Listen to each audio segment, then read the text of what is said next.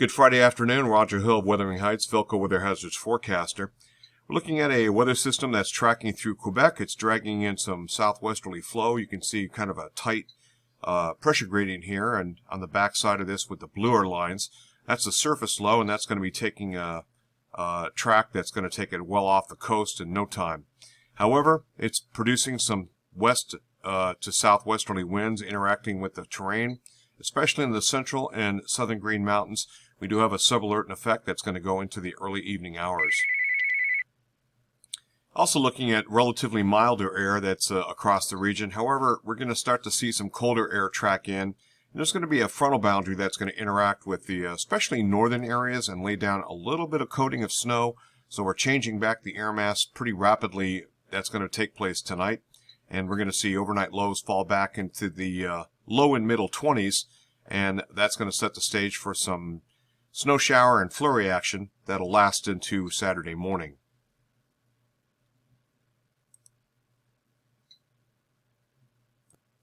We have the European on the left-hand side, and on the right-hand side we have the GFS ensemble, and this area of low pressure producing a pretty good swath of snow, but well to the north we're remaining in the warm sectors with the tracks of these lows. Anytime they head to our west and then to our north, that counterclockwise circulation brings in much warmer air. Looking at the latest modeling, however, it's going to drag a cold front, so that counterclockwise circulation in this case is going to bring cold air advection, triggering snow showers and some flurries into the overnight period. This is going to linger, it looks like, into Saturday morning, and then basically wash out as high pressure is going to start to ridge in and bring what could be some pretty nice sunshine for the afternoon hours on Saturday after some morning flurries. And latest GFS ensemble in a good agreement here. Now, then we get into Sunday. We do have a good project weather day, and that's going to linger actually into Monday, as we have kind of a squeeze between two weather systems. They're out of phase. This is the northern branch of the jet stream. This is the southern subtropical branch of the jet stream. So what's going to end up happening is this system is going to get pushed out to sea. It is not going to affect our region, and it remains that we're going to see basically good weather on Monday, good dry project weather. However, it's going to throw some high clouds at us, and so the sunshine is going to be filtered somewhat. So your best days for solar generation looks to be Sunday, and that's going to be tampered just a bit with that high cloudiness. Now, eventually, that's going to move on out. The northern branch jet stream gets into the act again, and that's going to produce kind of a shortwave trough with a trigger a little bit of snow shower and flurry action. This is along about Monday night and into a little bit of Tuesday.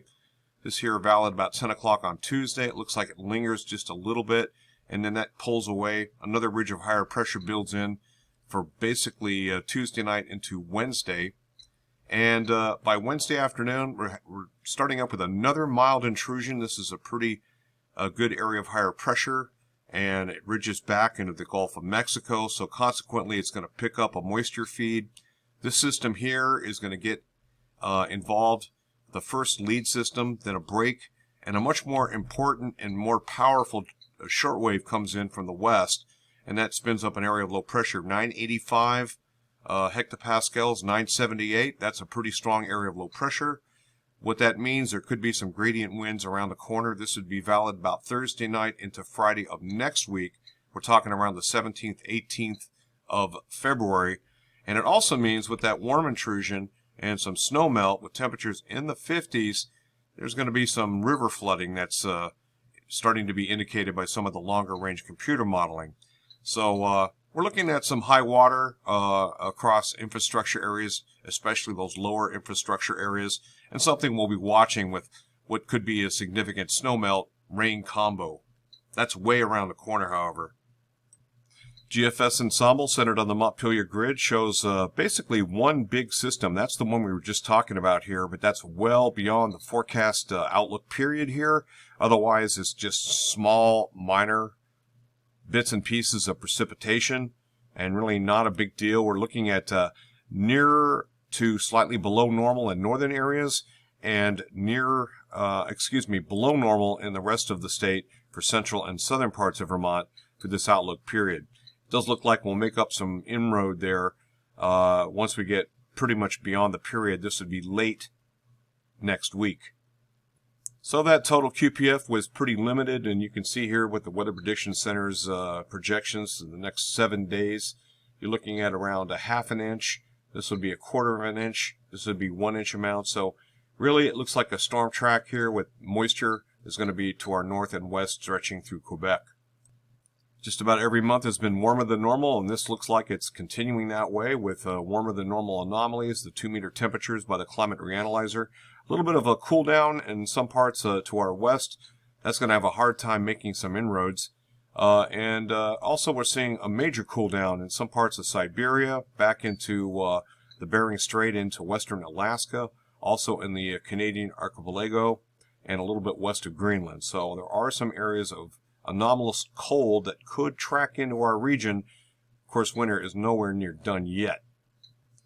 Cold out west, warmer in the east. We're running about somewhere between 6 and 9 degrees above normal as weighted for the next 5 days of meteorological output statistics. So our high temperatures are well above normal for this time of year. 3 days later, it looks like this. That only increases. We're looking at temperatures weighted about 15 degrees above normal. And that is going to also melt a lot of snowfall, and the snow on the ground, I should say. And also, you add any rain to that, that's going to cause some spring-like flooding. Roger Hill, Wuthering Heights. Thanks for watching.